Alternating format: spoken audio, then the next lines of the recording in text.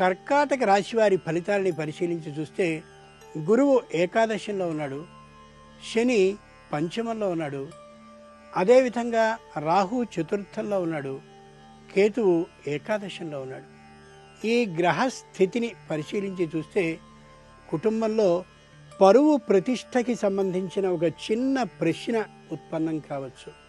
పునర్వసు నక్షత్ర జాతకులు తాము చేసేటటువంటి ఆర్థికమైనటువంటి ఏ వ్యయం ఉందో దాన్ని పెంచుకునేటటువంటి అవకాశానికి గురి కావచ్చు. పుష్యమి నక్షత్ర జాతకులకి భార్యతో ఉండే చిన్ననైనటువంటి విరోధం కారణంగా ఆ విరోధం పెరిగి పెద్దదయ్యే అవకాశం బాగా కనిపిస్తుంది. జాగ్రత్త అవసరం. ఆశ్లేష నక్షత్ర జాతకులు ఎంచి ఖర్చు చేయడం ఈ వారం చాలా అవసరం.